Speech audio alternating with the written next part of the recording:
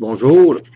Aujourd'hui, mardi 5 juillet, je vais vous faire rapport de l'Assemblée publique du Conseil qui s'est tenue hier soir, lundi 4 juillet. Alors, il y a eu la déposition des certificats de procédure d'enregistrement pour deux règlements, soit le 1469, décrétant 880 000 pour les services de la rue Clément-Vincent et 65 000 pour le bordure et pavage de la rue des Dahlias. Un emprunt temporaire au montant de 1,9 million en ce qui concerne tous les travaux de construction et de réfection d'infrastructures pour toute l'année 2016. Alors, c'est un règlement fourre-tout, un règlement globalisant là, pour tous nos travaux.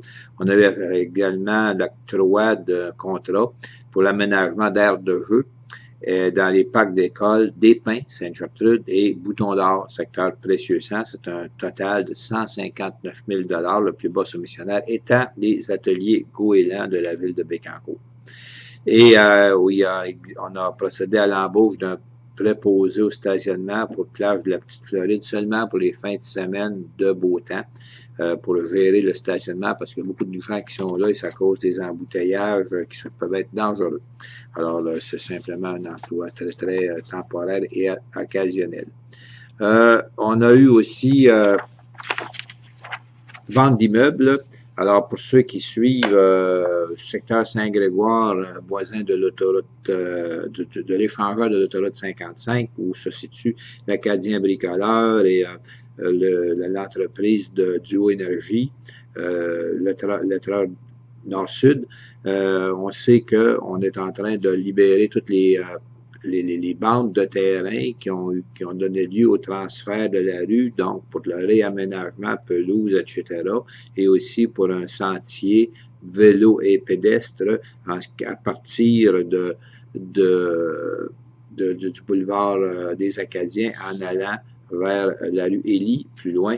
Donc, tout ça fait qu'on a vendu à l'Acadien Bricoleur une bande de terrain au montant de 13 762 $ et la même chose pour M. Jutras de Lettreur Nord-Sud pour 1 945 $. On a également eu des avis de motion et des adoptions de projets de règlement pour la zone du secteur Saint-Angèle en ce qui concerne la proportion de matériaux à être utilisés pour garder une uniformité dans les constructions, en ce qui concerne maçonnerie, acier, vinyle.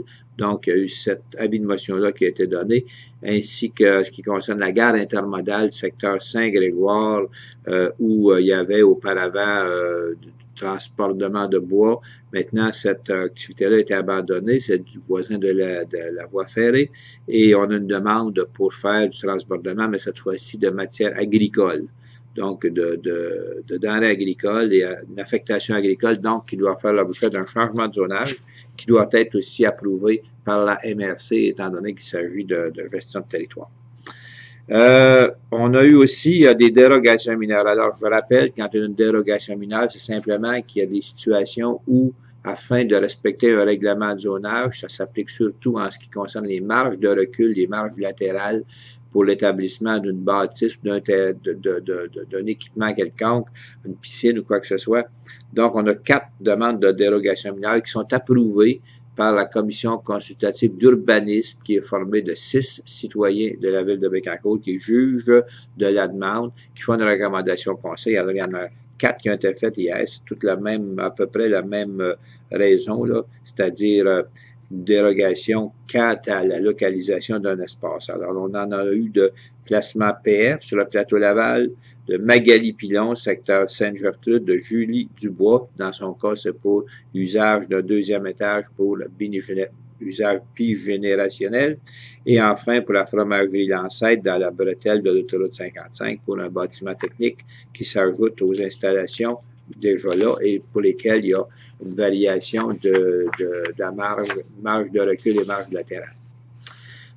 On a aussi un sujet qui touchait la CPTAQ, Commission de protection du territoire agricole, dans le cas de M. Richer et Mme Thériault, qui demandent de pouvoir acheter une bande de terrain du voisin en zone agricole pour y installer une fosse septique conforme dans le secteur Saint-Grégoire. Et la demande aussi à la MRC Bécancour pour faire une modification au règlement de contrôle intérimaire. Et ça concerne toutes les installations de fosses septiques, comme il va en avoir de prévu, comme il y en a de prévu pour la Petite Floride et c'est-à-dire pour la rue Montesson, rue Glace notamment. Alors, de sorte que les fosses septiques seront à une profondeur telle que les orifices de raccordement qui sont situés au-dessus de la fosse septique seront considérés pour établir la profondeur. Donc, pour éviter simplement qu'on a des amoncellements de terre pour cacher une fosse septique, ce qui serait absolument affreux.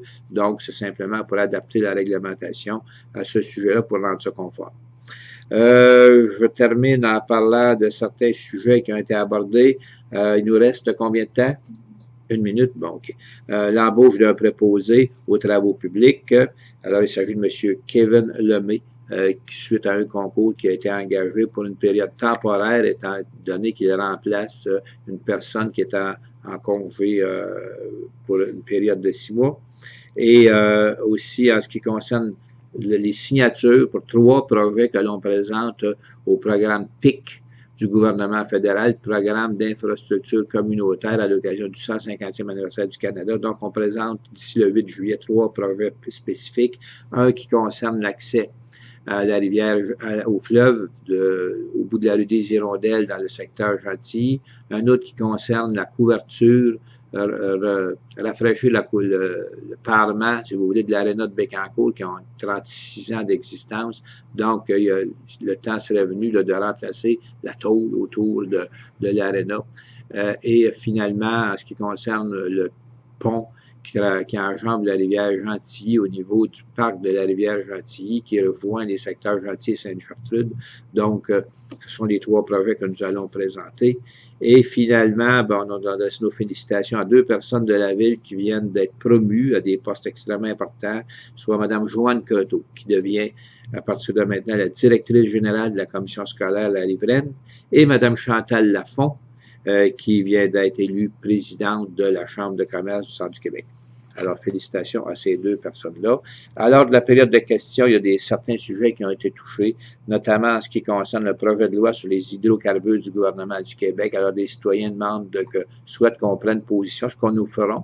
Sauf qu'on n'a vraiment pas eu le temps d'analyser la situation, étant donné qu'on a reçu ça par courriel samedi. Donc, il faut se donner le temps d'analyser ce projet-là pour prendre une position.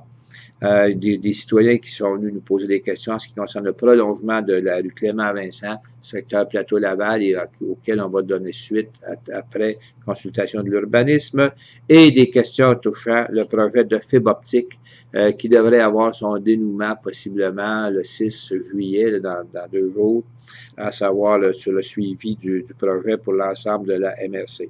En terminant, je vous invite, c'est le début de l'été, je vous invite à ne pas oublier de visiter au moins un de nos attraits de la ville de Bécancour, nos entrées majeures, Moulin-Michel, Parc de la Rivière-Gentilly, Centre de la biodiversité et Moulin acadien de Saint-Grégoire, sans oublier bien sûr les activités au quai de Saint-Angèle, sans oublier les activités aussi au niveau de l'Agora, secteur Gentilly pour les spectacles. Là-dessus, je vous souhaite un bel été et surtout beaucoup de soleil. Merci.